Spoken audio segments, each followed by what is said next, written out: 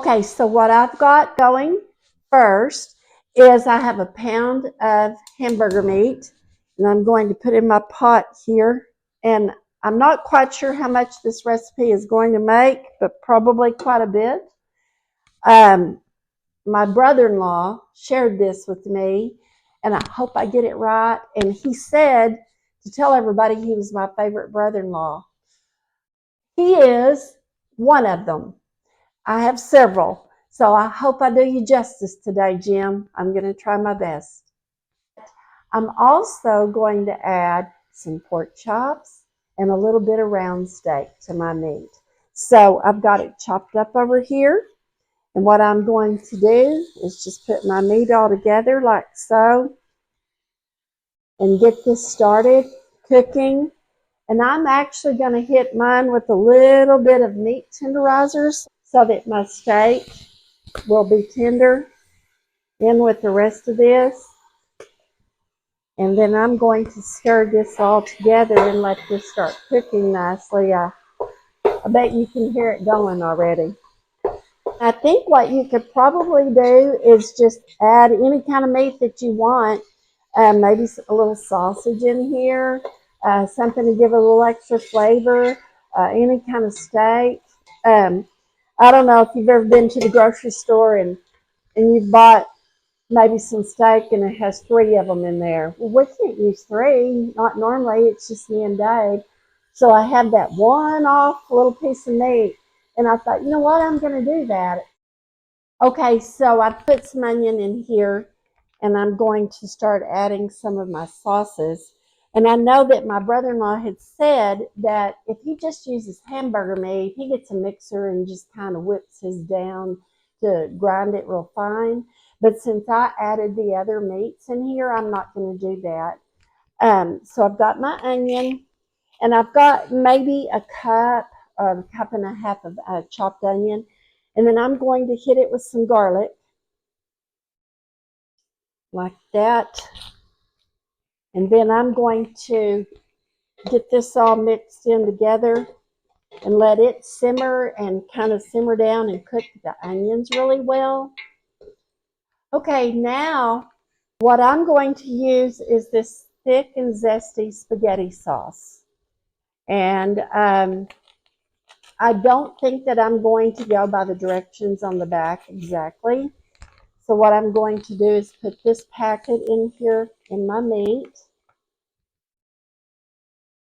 And then I'm going to open 2 cans of diced tomatoes.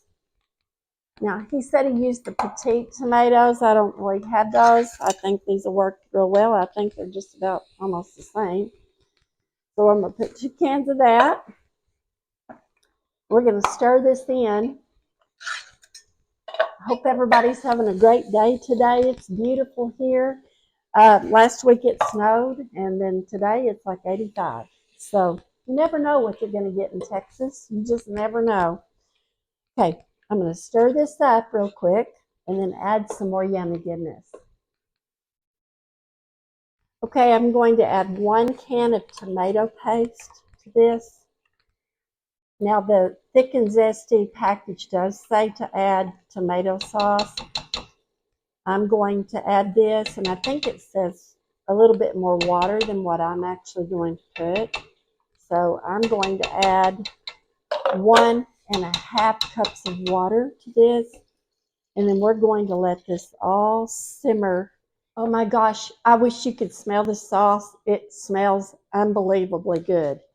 But what I'm going to do is, since it's just Dave and I'm going to do some spaghetti noodles in this little pot, and I already have my water boiling.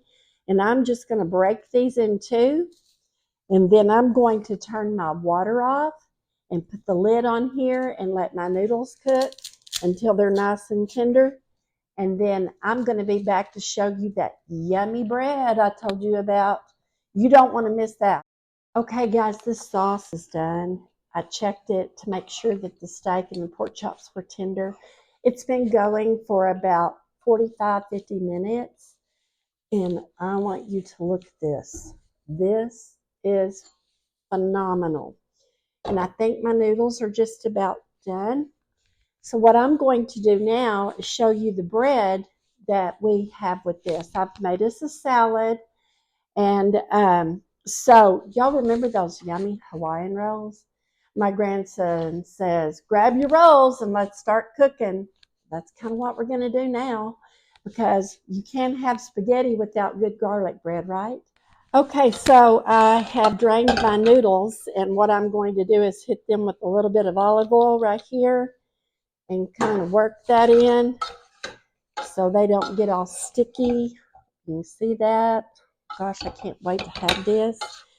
And I've already got my butter melted for our rolls, so let's go over here and let me show you what we're going to do next. Okay, so what I've got is I've got some butter melted, and I've got my little brush, and I've got my Hawaiian rolls. And what we're going to do with these is I'm going to cut them diagonally, but not all the way through, like this. And then I've got some mozzarella cheese, and we're going to stuff these with the cheese. And I have my oven preheated at 425 degrees. So we're going to put the cheese in here in the rolls, just like this. You can add as much as you want or as little as you want. But we like a lot of it because if y'all watched enough of our videos, I mean, we just like to eat.